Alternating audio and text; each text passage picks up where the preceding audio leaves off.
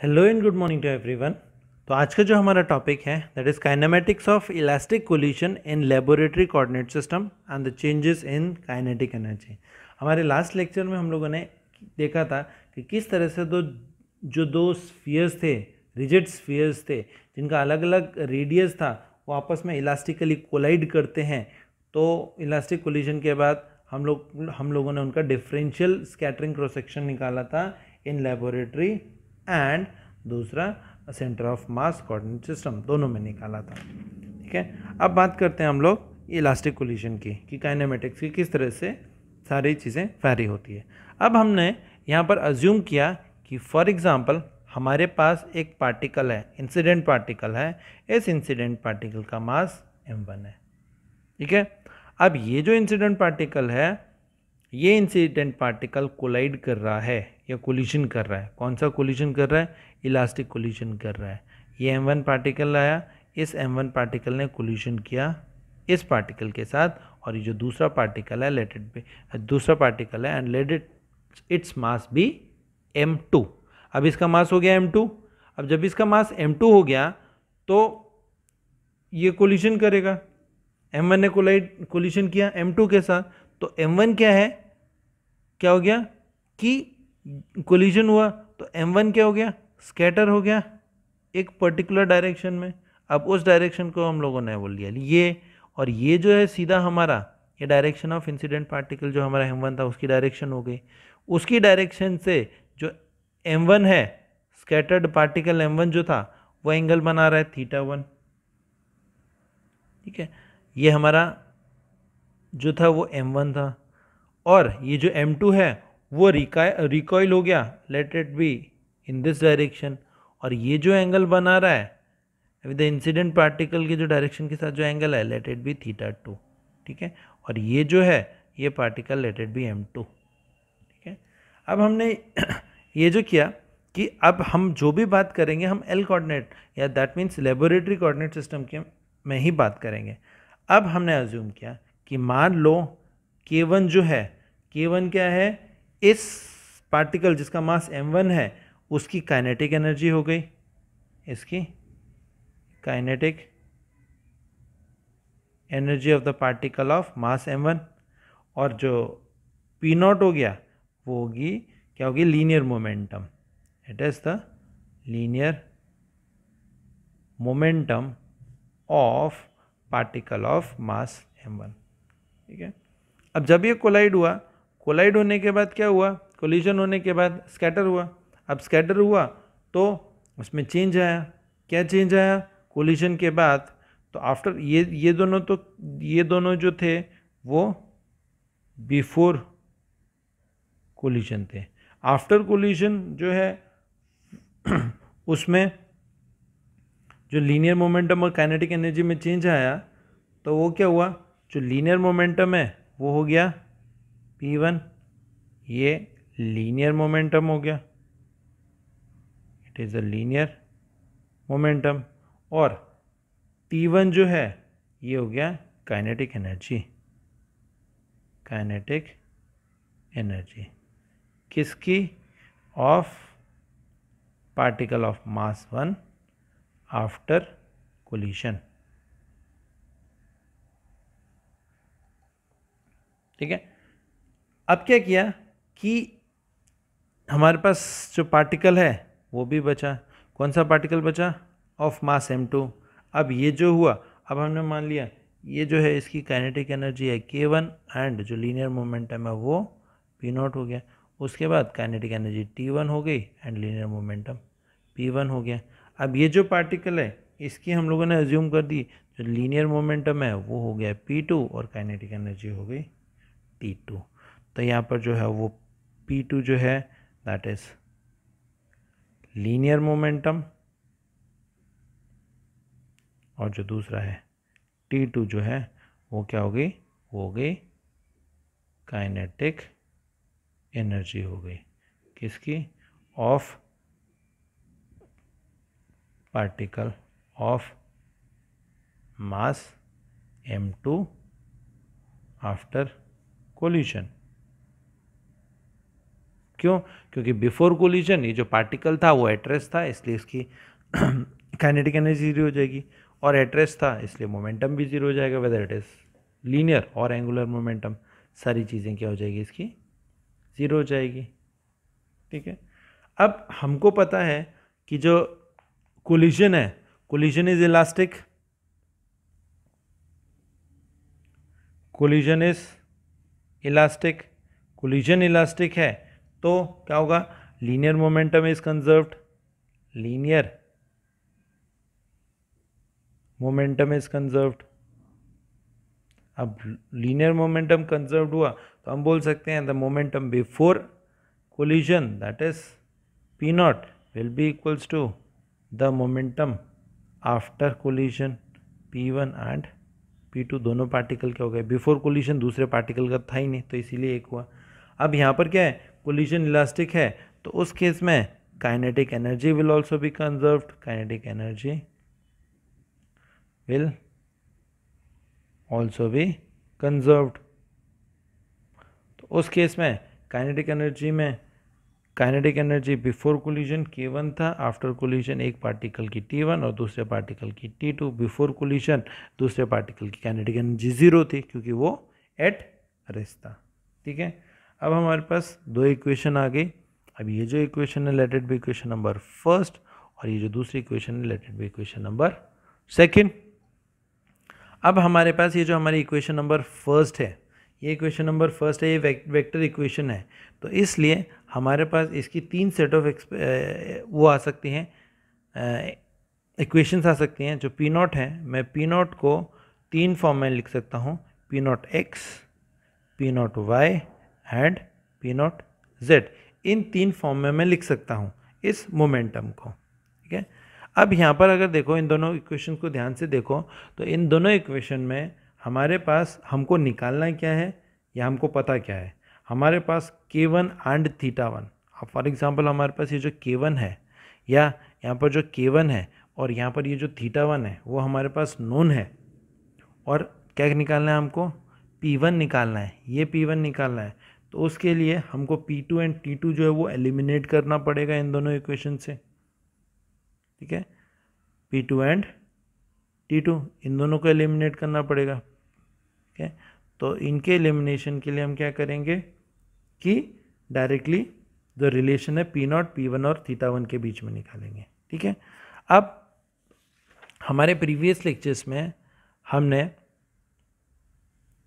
एक चीज़ देखा था कि हमारे पास जो दो अलग अलग थे कोऑर्डिनेट्स थे, वो हमारे पास दो अलग अलग थीटा जो थे, किसमें lab coordinate system and centre of mass coordinate system में। ठीक है, तो उस केस में हमारे पास जो है वो क्या था, हमारे पास जो था वो इस तरह से था कि हमारे पास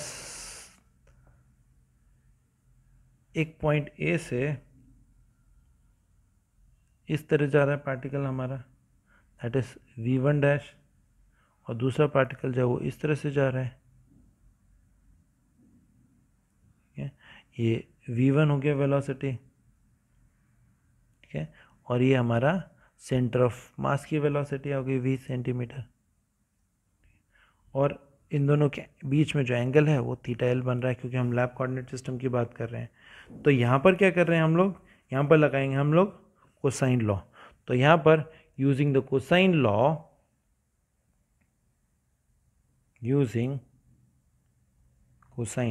अब कोसाइन लॉ क्या बोलता है, ये बोलता है कि जो v1 डैश स्क्वायर है, this square v1 dash square is equals to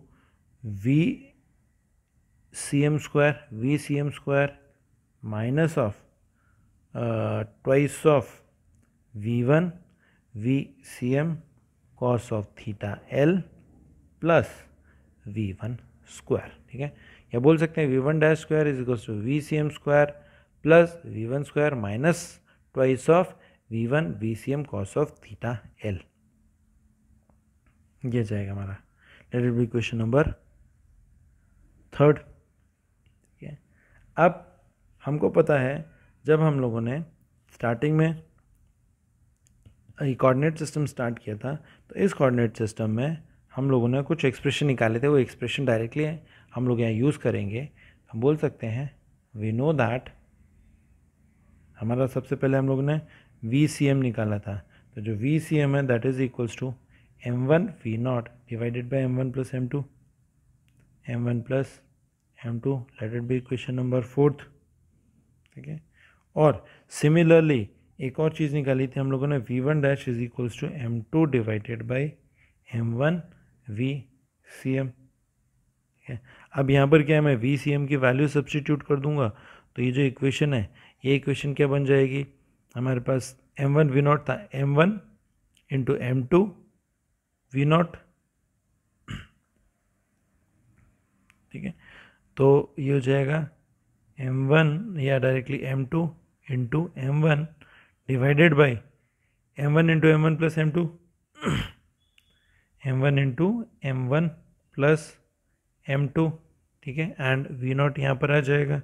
अब यहाँ से जो M1 है वो कैंसिल आउट हो जाएगा, तो हमारे पास बचेगा this is equals to M2 V0 divided by M1 plus M2।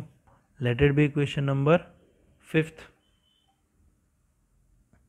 अब हमने क्या किया कि जो V1 डैश की वैल्यू एंड VCM की वैल्यू उठा के इक्वेशन नंबर 3 में सब्स्टिट्यूट की, तो बोल सकते हैं from equation 3rd, 4th and 5th, या substituting the value of V1 dash from 5 and VCM from 4 in equation number 3rd, from equation 3rd, 4th and 5th वाले सब्स्टिट्यूट कर दिया। तो जो वैल्यू सब्स्टिट्यूट करेंगे तो सबसे पहले हमारे पास V1 dash square, that means इसका स्क्वायर, तो ये क्या हो जाएगा, हमारे पास ये हो जाएगा M2 square divided by M1 plus M2 का whole square into V0 square. It is equals to, ये V1 है, V1 एज इट इज़ आ जाएगा, तो V1 square as it is लिख दिया, प्लस बाद में हमारा VCM स्क्वायर है, VCM स्क्वायर ये हो जाएगा, that is M1 square divided by M1 square divided by M1 plus M2 whole square, साथ में V0 स्क्वायर। नेक्स्ट बचा लास्ट वाला, ये middle term, middle minus twice of V1 जो है वो V1 एज इट इज़ आ जाएगा, VCM वैल्यू सब्स्टिट्यूट कर दो, M1 V0 divided by M1 plus M2। ठीक है, एंड लास्ट में बचा कॉस ऑफ थीटा एल, ये आ गया। अब इस इक्वेशन में ये हमारे पास जो लेफ्ट हैंड साइड में जो टर्म है इसको उठा के मैंने राइट हैंड साइड में लेके गया इस इक्वेशन को।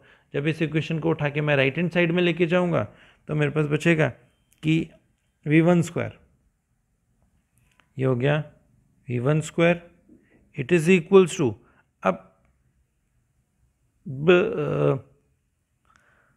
लिखते हैं, सॉरी इसको मैं क्या करता हूँ, प्लस ये मैं उधर लेके गया, ये बचा मेरे पास M1 square divided by M1 plus M2 whole square V0 square, ये वाला पोर्शन उधर जाएगा तो वो लिख रहा हूँ मैं, minus of M2 square divided by M1 plus M2 whole square V0 square, minus twice of V1 M1 V0 divided by M1 plus M2 and cos of theta L, it is equals to 0।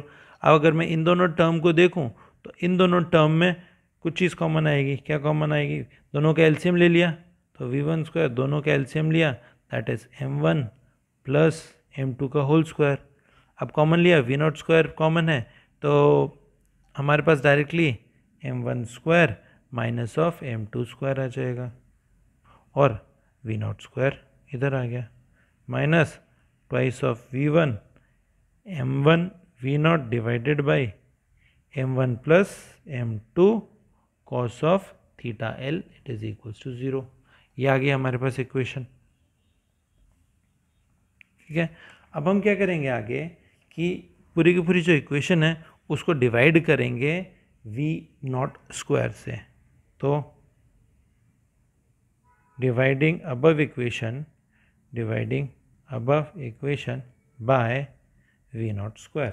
जब इसको V0 square से divide करेंगे तो हमारे पास क्या बचेगा, obviously अगर देखते हैं कि यहाँ पर क्या आएगा, V1 divided by V not, V1 divided by V not का होल स्क्वायर, ठीक है।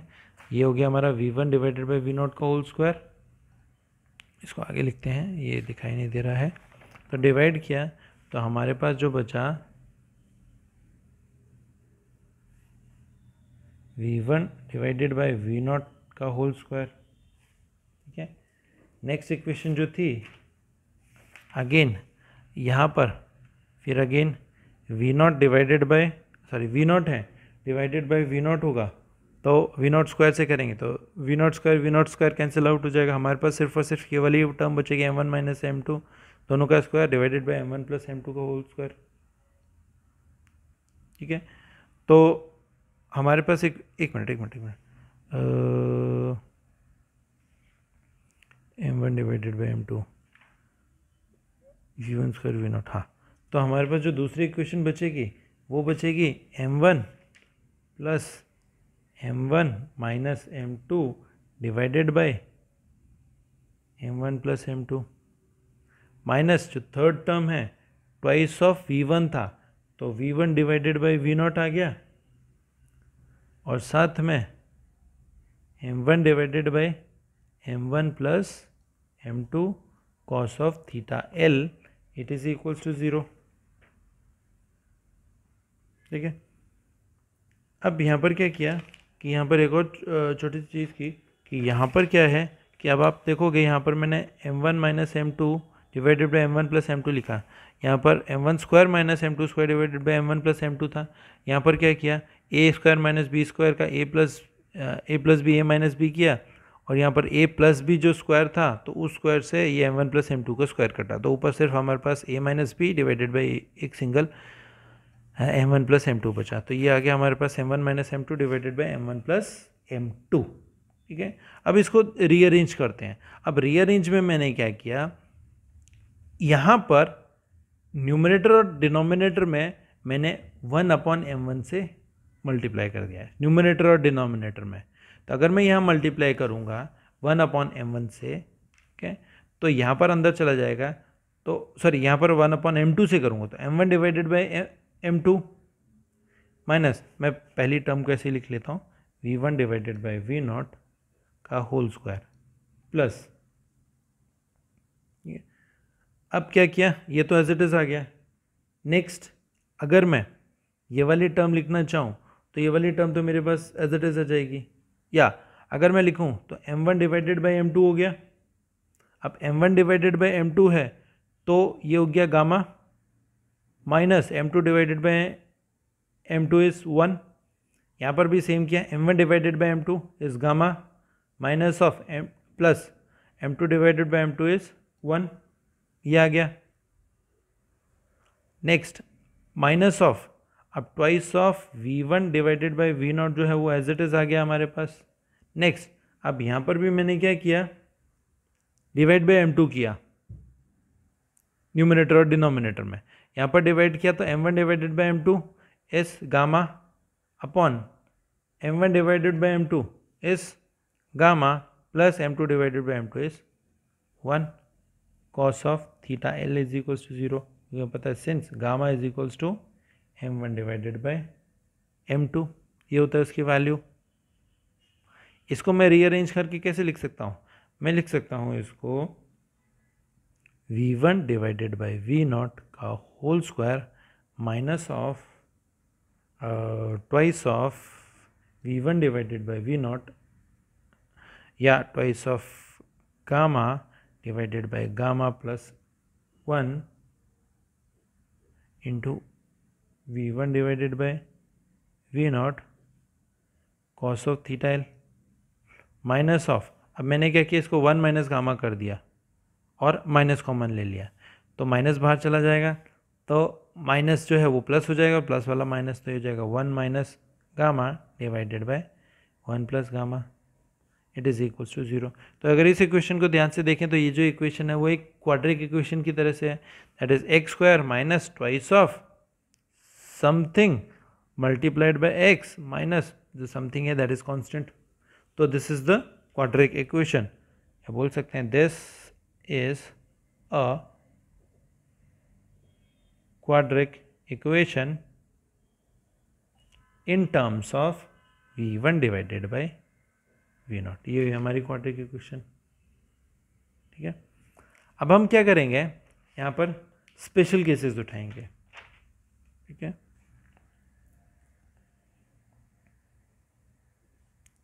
स्पेशल केस जैसे कि हम लोगों ने हमारे प्रीवियस लेक्चर्स में किया था। अब स्पेशल केस में पहला उठा लेंगे, अगर गामा इज इक्वल्स टू 1 है, obviously gamma is equals to 1 है, that means m1 divided by m2 is equals to 1 है, that means m1 is equals to m2 है। अब सब्सटीट्यूट कर दो, यहाँ पर गामा इज इक्वल्स टू 1 है तो यहाँ आएगा नहीं, गामा इज इक्वल्स टू 1 है, ये 1 हो गया, ये 1 + 1 हो गया 2, 2 से 2 कैंसिल हो गया, सिर्फ ये बचा, और यहाँ पर 1 हो गया तो 1 - 1 इज 0, 0 अपॉन एनीथिंग इज 0, तो ये वाली टर्म 0 हो जाएगी। तो हमारे पास ये जो इक्वेशन है, ये इक्वेशन किस फॉर्म में आएगी, ये इक्वेशन आ जाएगी हमारे पास। अब ये जो हमारी इक्वेशन हुई, late it be equation number 5 हो गई, इक्वेशन नंबर 6, ये गई हमारी इक्वेशन नंबर 6। तो हमारे पास इस केस में ये हो जाएगा v1 डिवाइडेड बाय v0 का whole square minus v1 divided by v0 cos of theta l, it is equals to 0। That means इसको उधर लेके चले गए तो v1 डिवाइडेड बाय v0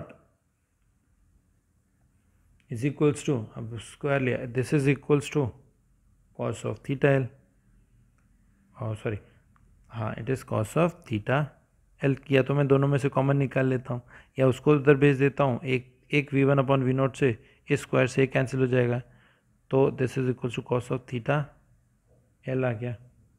तो v1 upon v0 is cos of theta l, therefore जो v1 है it is equals to v0 cos of theta l। अगर मान लो if theta l is equals to π/2 है, यहाँ पर π/2 है, तो that is π/2 is 90, cos 90 is 0, तो उस केस में ये पूरी टर्म 0, तो उस केस में v1 क्या हो जाएगा, उस केस में v1 इज इक्वल्स टू 0 हो जाएगा। तो अगर मान लो थीटा l, दैट मीन्स जो हमारे पास एंगल ऑफ स्कैटरिंग है लैब कोऑर्डिनेट सिस्टम में अगर मैं बात करूं, तो अगर मान लो वो 0 है, तो दैट मीन्स कि जो इंटायर काइनेटिक एनर्जी है इंसिडेंट पार्टिकल की, वो रिकॉइल्ड पार्टिकल को ट्रांसफ़र हो जाएगी। तो हम बोल सकते हैं कि हमारा जो थीटा सी था वो पाई है इस केस में, तो उस केस में बैक स्कैटरिंग हो जाएगी। अगर बैक स्कैटरिंग हो जाएगी तो भी इंटायर काइनेटिक एनर्जी जो है वो रिकॉइल्ड पार्टिकल ले लेगा, और इसीलिए हम लोग ये क्या है, न्यूक्लियर रिएक्टर के मॉडरेशन में काम लेते हैं। इसमें जो फास्ट न्यूट्रॉन है वो कुछ पार्टिकल के साथ स्कैटर होते हैं, और जो particle of moderator and material जो होता है उसमें वो अपनी काइनेटिक एनर्जी लूज़ करते हैं, एंड जो हमारा जो रिएक्शन प्रोसेस है वो स्लो हो जाता है। ठीक है, दिस वाज द केस 1। अब नेक्स्ट अगर बात करें, नेक्स्ट हम लोग केस 2 के बारे में बात करते हैं। तो जो सेकंड केस है, सेकंड केस में जो है गामा जो है let it be very very greater than 1, तो दैट मीन्स उस केस में हमारे पास m1 will be greater than m2 हो जाएगा। अगर ये इससे बड़ा है तो क्या हो जाएगा कि जो थीटा l जो है, थीटा l जो है वो थीटा l मैक्सिमम हो जाएगा। अब थीटा l मैक्सिमम में तो हमको पता है कि हमने कॉस ऑफ थीटा l निकाला था, कॉस ऑफ थीटा l जो निकाला था वो क्या था, it was under root of gamma square -1 divided by gamma. ठीक है, अगर मान लो गामा 1 से बहुत ज़्यादा बड़ा है तो गामा स्क्वायर और ज़्यादा बड़ा हो जाएगा, तो उस केस में 1 मैटर नहीं करेगा। तो गामा स्क्वायर है, अंडर रूट हटा देंगे, तो अंडर रूट हटा देंगे तो गामा स्क्वायर का गामा बचेगा, gamma divided by gamma which is equals to 1। अब cos of theta is equals to 1, theta की वैल्यू कौन सी होगी जिसमें कॉस थीटा 1 होता है, दैट 0 पे। तो देयरफॉर हम लोग बोल सकते हैं, या यहाँ पर लिख देता हूँ मैं, therefore theta l is equals to 0। ठीक है, 0 डिग्री पे जो है कॉस थीटा l की वैल्यू 0 हो जाती है। तो हम बोल सकते हैं क्यों, क्योंकि इंसिडेंट पार्टिकल जो है, इंसिडेंट पार्टिकल, अब m1 is greater than m2, m1 की वैल्यू बहुत ज़्यादा बड़ी है m2 से, तो उस केस में बहुत ज़्यादा हैवी हो गया m1। तो जब हैवी हो गया तो टारगेट के कंपैरिजन में, तो स्कैटरिंग जो है वो 0 एंगल पे होगी। जो पार्टिकल है जो पार्टिकल सीधा आएगा, इंसिडेंट पार्टिकल जब टारगेट पार्टिकल को हिट करेगा तो इस डायरेक्शन में दोनों के दोनों चलेंगे। क्यों? क्योंकि यहाँ पर थीटा एल की वैल्यू 0 हो जाएगी। ठीक है, नेक्स्ट आता है हमारा, नेक्स्ट इज केस नंबर 3। हमारे पास अगर हमें बात करें थर्ड केस की, थर्ड केस में नॉर्मल, अब वहाँ पर gamma is very very greater than 1, यहाँ पर gamma is greater than 1, that means m1 जो है वो सिंपल ग्रेटर देन m2 है। अब पहले वाले केस में जो था वो बहुत ज़्यादा बड़ा था 1 से, बट यहाँ पर बहुत ज़्यादा बड़ा नहीं है 1 से गामा, तो हम लोग क्या है 1 को गामा के कंपैरिजन में नेग्लेक्ट नहीं कर सकते, बट गामा स्क्वायर के कंपैरिजन में 1 को नेग्लेक्ट कर सकते हैं। ठीक है, तो आप ऑब्वियसली उस केस में हम लोग जो कॉस ऑफ थीटा एल जो है that is equals to under root of gamma square minus 1 divided by gamma था, उस केस में यहाँ पर हम लोग नेग्लेक्ट कर सकते हैं, तो वो अगेन जो है वो बचेगा गामा स्क्वायर का under root divided by gamma which is equals to gamma divided by gamma equals to 1।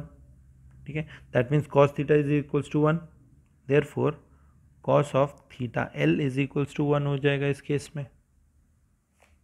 ठीक है, तो अब और देखते हैं कि अगर हम लोग gamma divided by gamma plus 1 जो हम लोगों ने हमारे इक्वेशन में निकाला था उसको सिंप्लीफाई कर रहे हैं, दिस इज इक्वल्स टू, अब मैं नीचे में से गामा कॉमन निकाल रहा हूँ, गामा अगर गामा कॉमन निकाल लिया मैंने तो ये बचेगा, अगर गामा कॉमन निकाल लिया तो ये बचेगा, यहाँ से निकलेगा तो 1 plus 1 divided by gamma, 1 plus 1 divided by gamma, numerator denominator में से मैंने गामा गामा कैंसिल कर दिया, तो ये सीधा सीधा 1 डिवाइडेड बाई 1 प्लस गामा बचा, और 1 प्लस 1 बाई गामा को ऊपर लेके गए तो रेस टू पावर माइनस 1 हो गया, तो ये 1 plus 1 divided by gamma raise to power minus 1। अब ये जो है इसको हम लोग एक्सपेंड करते हैं। ठीक है, इसको टेलर सीरीज़ के अकॉर्डिंग एक्सपेंड करते हैं, जब इसको एक्सपेंड करेंगे तो यहाँ पर आ जाएगा, और हायर टर्म्स जो हैं वो बहुत ज़्यादा छोटी हो जाएंगी, तो इसलिए हम लोग उसको नेगलेक्ट करते हैं, तो सिर्फ और सिर्फ हमारे पास पहली 2 टर्म बचेगी, तो sorry 1 minus of 1 divided by gamma ये बचेगा। सिमिलरली जो दूसरी टर्म थी 1 minus gamma upon 1 plus gamma, इसको सिंप्लीफाई करते हैं, इसको मैं minus of gamma minus 1 divided by 1 plus gamma लिख सकता हूँ, इट इज़ इक्वल्स टू, दोनों को इंटरचेंज कर दिया, अगेन न्यूमिनेटर और डिनोमिनेटर में से मैंने गामा कॉमन बाहर निकाला। हाँ, तो यहाँ न्यूमिनेटर और डिनोमिनेटर में से गामा कॉमन निकालेंगे, तो जब गामा कॉमन निकालते हैं तो न्यूमिनेटर में गामा कॉमन निकाला, तो यहाँ से अगर गामा कॉमन निकाला तो यहाँ बचा 1 माइनस ऑफ, यहाँ पर से निकाला यहाँ पर था नहीं था तो 1 डिवाइडेड बाई गामा हो जाएगा। अगेन यहाँ पर करते हैं गामा कॉमन निकालते हैं तो 1, और यहाँ पर प्लस, ठीक है 1 डिवाइडेड बाई इसको गामा, इसको मैं इंटरचेंज कर सकता हूँ, कोई इशू नहीं है, प्लस ये बीच में। ठीक है, तो यहाँ पर again gamma gamma cancel out हो जाएगा, तो यहाँ पर हमारे पास 1 minus gamma divided by 1 plus gamma, तो माइनस ऑफ 1 माइनस गामा को तो मैं एज इट इज़ लिख देता हूँ 1 माइनस 1 अपॉन गामा, और यहाँ पर जो 1 प्लस 1 डिवाइडेड बाई गामा है raise to power minus 1, numerator से ऊपर आएगा तो माइनस 1, अगेन इसको अगर मैं एक्सपेंड करता हूँ तो ये नीचे आ जाएगा, एंड जो हायर पावर है उसको हम लोगों ने नेग्लेक्ट कर दिया, तो अल्टीमेटली ये जो है इसको मैं क्या लिख सकता हूँ, this is equals to minus of 1 minus 1 upon gamma, और साथ में दूसरी टर्म भी बच गई 1 माइनस 1 अपॉन गामा, ये दोनों टर्म्स आ गई। ठीक है, तो इसको मैं बोल सकता हूँ this is equals to minus of 1 minus 1 upon gamma का स्क्वायर आ गया। ठीक है, ये हमारी दूसरी इक्वेशन आ गई।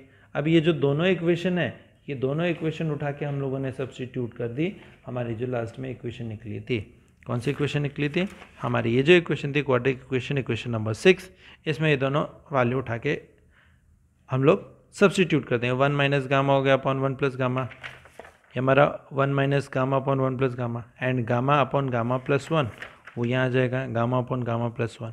इसको अगर हम लोग सब्स्टिट्यूट करते हैं तो फ्रॉम इक्वेशन नंबर 6, तो फ्रॉम इक्वेशन नंबर 6 क्या मिलेगा हमको, इक्वेशन नंबर 6 से हमको बचेगा हमारे पास जो v1 divided by v0 square जो था वो तो एज इट इज़ आ गया, माइनस ऑफ ट्वाइस ऑफ, ठीक है, V1 upon V not as it is, and ये जो था इसका 1 माइनस 1 अपॉन गामा आ गया, 1 माइनस 1 अपॉन गामा आ गया, and V1 upon V not as it is आ गया, प्लस नेक्स्ट ये आ गया। अब वहाँ पर जो माइनस था, माइनस माइनस प्लस हो गया, ये बचा 1 माइनस 1 अपॉन गामा का whole square, this is equals to 0। अब अगर इसको ध्यान से देखें तो ये ए स्क्वायर, ये B square, minus of twice of, अब ये A V1 upon V naught और बी 1 माइनस 1 अपॉन गामा, तो ए माइनस बी का होल स्क्वायर हो गया। तो इसको मैं लिख सकता हूँ, we can write this as V1 divided by V naught minus of 1 minus 1 upon gamma दोनों का whole square, this is equal to. अब स्क्वायर है तो राइट हैंड साइड में इसको रूट लिया, कैंसिल आउट हो गया, तो हमारे पास V1 upon V naught minus 1 upon gamma इतना बचेगा, ये रूट हट जाएगा, सॉरी स्क्वायर हट जाएगा, और यहाँ पर माइनस है, इसको मैं राइट हैंड साइड लेके जा सकता हूँ। तो अल्टीमेटली ये बचेगा मेरे पास V1 divided by V naught, it is equals to 1 minus 1 upon gamma, 1 minus 1 upon gamma, ये बचा हमारे पास। ठीक है, अब इसको अगेन रीअरेंज करूं तो इसमें से मैं V1 की वैल्यू निकाल सकता हूं। तो V1 की वैल्यू कैसे निकाल सकता हूं? तो obviously V1 is equals to साथ में मल्टीप्लाई हो जाएगा, तो बचेगा हमारे पास V1 is equals to 1 minus 1 upon gamma multiplied by V naught. ठीक है, अब यहाँ पर क्या हुआ कि दोनों साइड पे मैंने क्या किया, हाफ ऑफ m। ठीक है, अब हमको पता है जो काइनेटिक एनर्जी जो है वो क्या होती है, that is half of m1 v1 square. ठीक है, पहले पार्टिकल की अगर मैंने बात की तो वो इस तरह से हो जाएगी। अब ये जो v1 है, v1 की वैल्यू सब्स्टिट्यूट कर दो, that will be equals to half of m1 जो है एज इट इज आ गया v1 स्क्वायर, दैट मीन्स कि जो 1 माइनस 1 अपॉन गामा का होल स्क्वायर एंड साथ में वी नॉट स्क्वायर आ गया। ठीक है, अब अगेन ये आ गया यहाँ पर, अब ये दोनों तो एज इट इज है, इसको अगेन अपर टेलर एक्सपेंशन के साथ एक्सपेंड करो तो ये 2 नीचे आ जाएगा, एंड हायर 1 अपॉन गामा है तो गामा की हायर पावर्स के लिए हम लोग उसको नेग्लेक्ट कर देंगे। क्यों? क्योंकि वो जो टर्म है वो बहुत ज़्यादा स्मॉल हो जाएगी। तो ये बचेगा हाफ ऑफ m1, एक्सपेंड करेंगे तो पहली टर्म एज इट इज आती है, माइनस ये 2 इंटू 1 अपॉन गामा, तो ये हो गया 2 upon gamma, and higher powers हम लोगों ने नेग्लेक्ट कर दी, साथ में बचा वी नॉट स्क्वायर।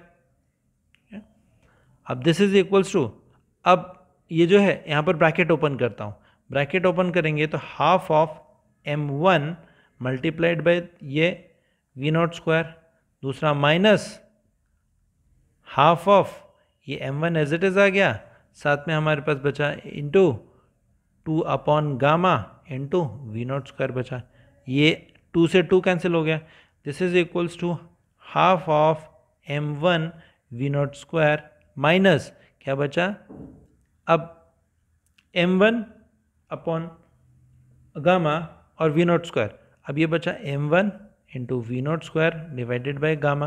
अब ये जो गामा है, गामा की वैल्यू पता है हमको क्या है, since gamma is equals to m1 divided by m2 ये होता है, तो इसको मैंने m1 डिवाइडेड बाई m2 लिख दिया, तो ये m2 है वो ऊपर चला जाएगा डिवाइडेड बाई m1, m1 से m1 कैंसिल आउट हो जाएगा, हमारे पास बचेगा half of m1 V not square minus of ये m2 ऊपर चला गया तो ये हो गया m2 वी नॉट स्क्वायर। ठीक है, ये बचा हमारे पास लास्ट में एक्सप्रेशन। तो हम बोल सकते हैं कि ये क्या है हमारे पास, this is the kinetic energy. तो काइनेटिक एनर्जी जो है इस केस में इंसिडेंट पार्टिकल की इट इज, तो बोल सकते हैं कि काइनेटिक एनर्जी ऑफ किसकी, incident particle of incident particle is decreased by a factor, कौन सा है factor, m2 v not square, क्योंकि जो तो पूरी एनर्जी है उसमें से ये सब्ट्रैक्ट हो रही है, तो इंसिडेंट पार्टिकल की एनर्जी इतने से कम हो रही है। ठीक है, तो आज के लिए इतना सफिशिएंट है, बाकी आगे हम लोग नेक्स्ट लेक्चर में कंटिन्यू करेंगे। Thank you.